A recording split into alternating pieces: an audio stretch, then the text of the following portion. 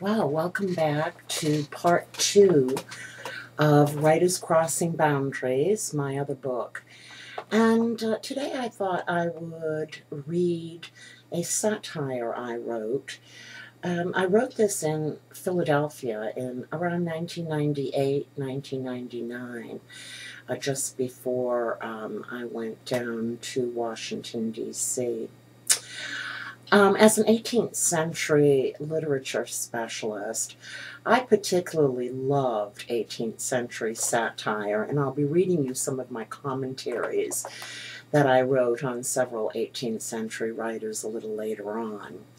But let's begin with this political satire called Everyone Loves a Harlot, But Can You Trust Her? Bernard Mandeville, a Dutch physician who lived in London during the 18th century, wrote a famous fable entitled Private Vices, Public Benefits.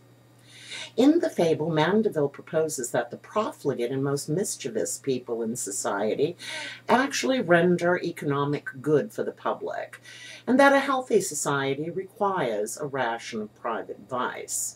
He suggests that harlots serve an especially useful function in alleviating the sexual frustrations of powerful men who are scorned by virtuous women and frigid wives. World history informs us that there is a long lineage of harlots who have either facilitated the ascent of great leaders or who have destroyed them. One of the most famous harlots in ancient time was Rahab. She was not only a whore, she was a political collaborator with the revolutionary Joshua against her own people and against her own king and fellow citizens at Jericho. When Rahab's king sent his men to ask her to inform against the spies, Rahab lied and told the soldiers of Jericho she didn't know who they were or where they went, but that the soldiers should look for spies and kill them.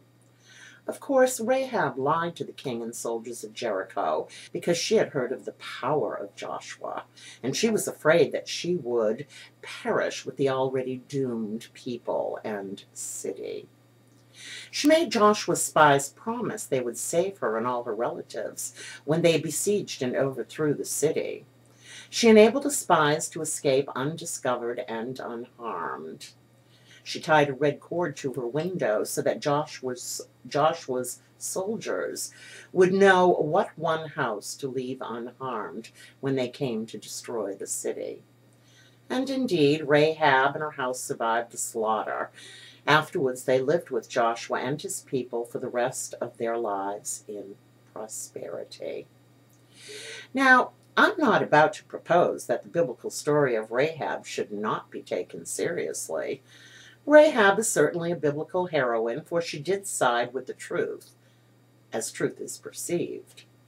However, we do see from Rahab's story that harlots are deceptive wenches, whose only loyalty to political faction rests with the one who wields the most power. Harlots will betray anyone for a bowl of rice. I'm sure that Rahab's immediate thought was how she was going to feed herself and her family if there were no men left in Jericho to service after Joshua's army slaughtered them all.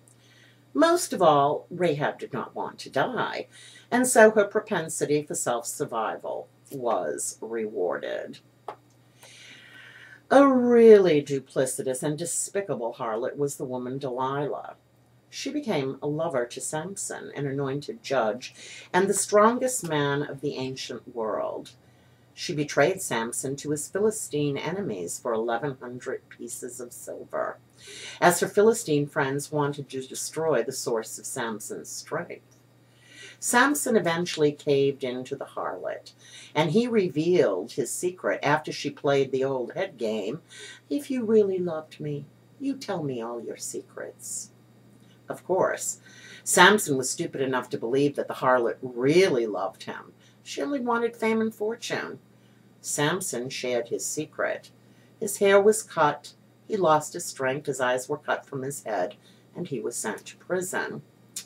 So we see that some harlots only cavort with powerful men to rob them of reputation, to gain intelligence for their enemies, and to collect the riches and fame they will receive from a lascivious public.